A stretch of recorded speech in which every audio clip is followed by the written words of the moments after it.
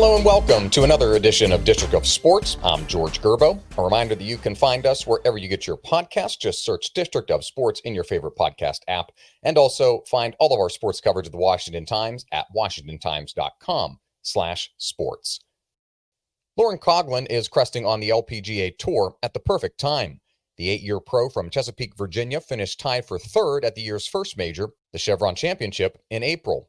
She backed that up with a fourth-place finish at another major last month, the Evian Championship in France, before taking home her first LPGA victory with a win in her next tournament, the CP Women's Open in Calgary. After her first ever top 10 finishes at a major and the Canadian title, Coughlin's career year has set her up for a likely spot on the United States Solheim Cup team in September. For the former All-American and ACC champion at the University of Virginia, playing in the premier women's international team competition right in her backyard would be especially sweet. Pleased to be joined at Robert Trent Jones Golf Club by Lauren Coughlin. Welcome home, first off. Thank you. Happy to be in Virginia. It's always good to be here in the Commonwealth. Let's start there. It's special to play an international tournament in your home country. It's got to be even a different level of unique to play it in your home state. You get to welcome people here in the next couple of weeks to your home here in Virginia. What will that mean for you? Yeah, I mean, I have never gotten to represent my country before, so I'm obviously very excited about that, but it makes it even more special it being in my home state, where I've been since I was 10 years old. Virginia is a beautiful state, and it's my home, so I love it very much, and so I'm excited for everybody else to get to see it. Speaking about this course, have you had the chance to play here or visit here before? And your thoughts on this course, and does it compare to any other tracks, whether they're here in Virginia or elsewhere? It's my fourth trip up here. I played it for the first time ever in March, and then I've come up a couple other times just to kind of, again, just try to get myself familiar with it as best as I can. It's a big ballpark. It reminds me some of the courses that we play like at KPMG. Mm-hmm. So Congressional is kind of pretty similar to that. I would say big, open, a great golf course. It's going to be a really good golf course, I think, for this. And, it's had a President's Cup, so clearly it knows it can be a really good match play course.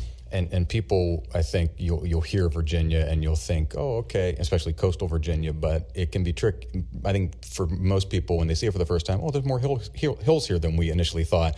And not only that, but all those holes on Lake Manassas where you've got sometimes the wind's blowing in at you, sometimes it's blowing sideways at you, it can sneak up on people sometimes, correct? No, for sure. I think that stretch, from 9 through 16, 15, 17 are like my favorite of the course for sure. I think if it really gets whipping, they're going to be very difficult. But I think in a good way, they're challenging, but they're going to be fun, and it's going to be a good watch, I think, for people to come out and watch. It seems it can be kind of stadium out there a little bit, so I think it's going to be really cool for fans.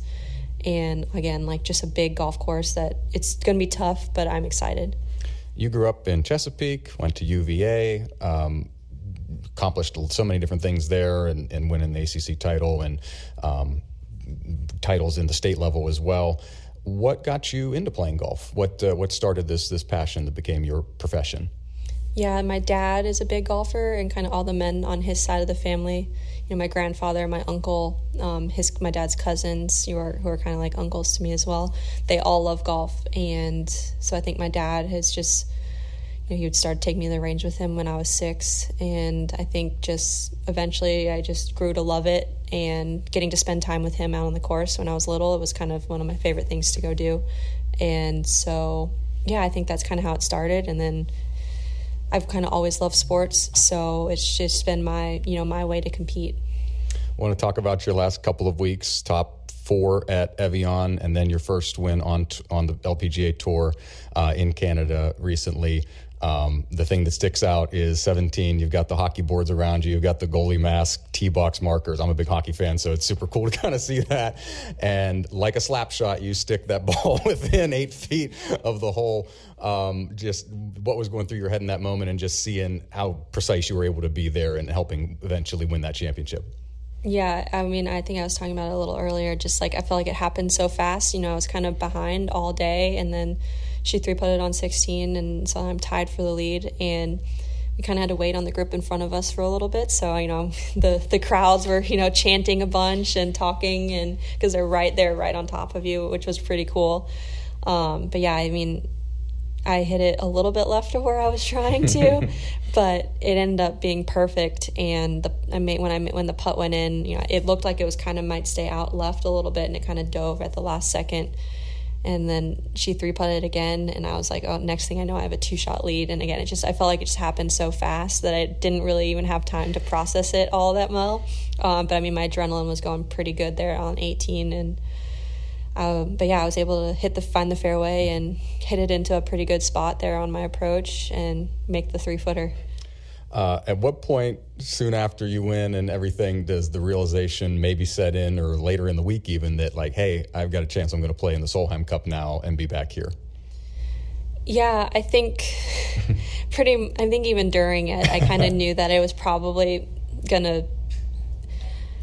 It would be, again, I don't know for sure or anything, but I felt like, I think I kind of made my case, and we'll see what happens, but I feel pretty good about it.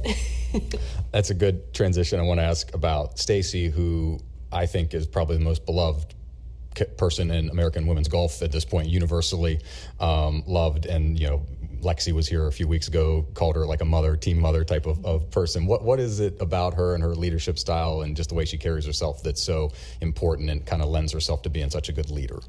I think she's just very authentic, and when she says something, she means it, and it's, there's no hidden meaning,